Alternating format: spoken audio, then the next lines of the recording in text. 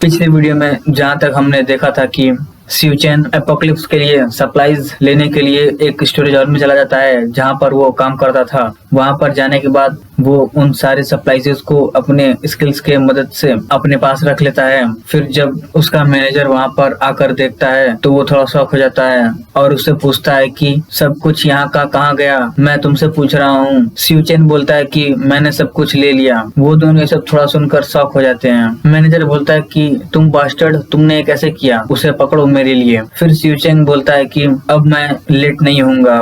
फिर वो अपनी एबिलिटी इस्तेमाल कर कर उस बिल्डिंग से वहां से गायब हो जाता है। वो सब उसे देखने लगते हैं अगल बगल और बोलते हैं कि कहाँ गया वो। मैनेजर ये सब देखकर हैरान रहता है। फिर हमें शिवचैन को दिखाया जाता है जहाँ पर वो उस बिल्डिंग से बाहर आ गया रहता है और बताता है कि ये मेरी सेकंड एबिलिटी है, स्पेस जंप, जिसकी मदद से मैं 3 मीटर के एरिया में कहीं भी आ जा सकता हूँ। एपोक्लिप्स में इस एबिलिटी के चलते मैं किसी भी खराब बिल्डिंग में जाकर और सप्लाईज ढूंढ सकता हूँ और वहाँ से सेफली निकल सकता हूँ। इवन जो ज़ॉम्बीज होंगे उनके सामने से भी मैं इस एबिलिटी के कारण बच सकता हूँ। फिर शिवचैन हंसते हंसते बोलता है कि 0 कॉस्ट शॉपिंग मिशन कंप्लीट। फिर तभी उसके मोबाइल पर एक मैसेज आता है जहाँ पर उसे ऑफिशियली स्टेटमेंट मिलता है एपोक्लिप्स का और वो सोचता है कि क्या उन लोगों को पता चल गया कि अंत नजदीक है। फिर तभी शिवचैन के फोन पर कॉल आता है। वो कॉल उस लड़की का रहता है जिसका नाम जियांग रहता है। शिवचैन तुरंत देखकर गुस्सा हो जाता है और बोलता है ये उसी का है। फिर वो थोड़ा सांस लेकर कॉल को पिकअप करता है और बोलता है। तभी वो लड़की बोलने लगती है,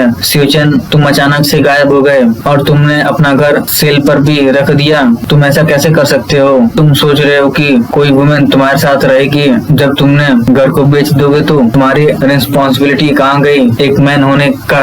वैसे भी मुझे तुम्हारे घर की नहीं पड़ी है, पर मैं एक वुमेन हूँ। अगर तुम मुझे अपना घर नहीं दे सकते गिफ्ट के तौर पर, तब मैं तुम्हारे साथ कैसे सिक्योर फील कर सकती हूँ? शिवचैन उससे बोलता है कि और कुछ कहना है? वो लड़की बोलती है कि ये कैसा एटीट्यूड है, मैं तुम्हें एक और चांस दे रही हूँ, वापस आओ और घर का ट्रांसफर कर दो ओनरशिप मुझे, नहीं तो तुम भूल जाओ मुझसे शादी करने का। मैं अपने रास्ते में हूँ, हम वापस बात करेंगे जब मैं वापस आ जाऊंगी। तो जियांग सोचता है मेरे पिछली लाइफ में मैंने 5 साल एपोक्लिप्स में बिताए। मैंने हर जगह सप्लाईज ढूंढा तुम्हें खिलाने के लिए और तुम्हें इवन सेफ जोन में भी लाया। अगर मैं वहाँ पर तुम्हारे साथ नहीं रहता एपोक्लिप्स में, तब तो तुम भूख से ही मर चुकी रहती। पर तुम फिर हमें शिवचैन के प्रीवियस लाइफ के बारे में दिखाया जाता है जहाँ पर एक लड़का उसको पीछे से पकड़कर बोल रहा होता है, ब्रदर चैन तुम खाली हाथ क्यों आ रहे हो? कुछ दिनों से क्या सब बढ़िया चीजें छिप गई हैं? जहाँ पर वो उसे मार दिया रहता है और फिर उस लड़की से बोलता है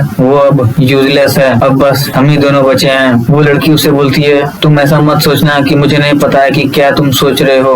अगर वो मर गया, क्योंकि वो एक बेकार आदमी था, तुम बेकार हो कि नहीं हो वो डिपेंड करेगा तुम्हारे आज के रात के परफॉर्मेंस से। फिर शिवचैन बता रहा होता है कि मैं सच में गलत था अपने प्रीवियस लाइफ में, मैंने सच में उस जैसे पर भरोसा रखा था अपना पूरा, लेकिन इस बार वैंग और जियांग मैं तुम्हें बता कर रहूंगा जो तुमने मेरे साथ किया था। तुम आसानी से नहीं मरोगी। जो दर्द मैंने सहा था मैं तुम्हें भी उस दर्द का एहसास कराऊंगा, 100 गुना नहीं 1000 गुना। फिर वो थोड़ा शांत हो जाता है और फिर बोलता है कि और जो बची हुई चीजें हैं वो पैसे से खरीदी जा सकती हैं, पर पहले मुझे फिगर आउट करना पड़ेगा कि मैं पैसा कहाँ से लूँ। फिर वो मैनेजर लियो को कॉल करता है और बोलता है कि मैनेजर लियो मैं एक्सेप्ट करता हूँ अपने घर को बेचने के लिए हाफ प्राइस पर मुझे कैश चाहिए और वो भी अभी। फिर हमें दिखाया जाता है कि ड्रीम रियल एस्टेट बिल्डिंग के सामने जहाँ पर शिवचैन उस मैनेजर से मिलने आ रहा होता है, वहाँ पर जियांग और चैंग दोनों खड़े रहते हैं। शिवचैन वहाँ पर कार से आता है। जियांग बोलती है शिवचैन तुम्हें पता भी है मैं कितनी देर से तुम्हारा इंतजार कर रही हूँ। फिर शिवचैन उस कार से निकलता है और आगे बढ़ता है और बोलता है कि सामने से हटो। फिर वो लड़का जो जियांग के साथ रहता है चैंग, वो बोलता है तुम्हें किसने कहा घर बेचने के लिए? तुम हमारा घर बेच रहे हो, मैं तुम्हें कल सुबह का सूरज नहीं देखने दे सकता। फिर तुरंत शिवचैन उसका गला पकड़कर उसे उठाकर पटक देता है और बोलता है कि तुम हैंडल कर सकते हो मेरे चीजों को जैसा तुम चाहो। तो यहाँ पर खत्म होता है हमारा वीडियो। अगर आपको वीडियो पसंद आया तो वीडियो को लाइक और चैनल को सब्सक्राइब करें। मिलते हैं आपसे नेक्स्ट पार्ट में।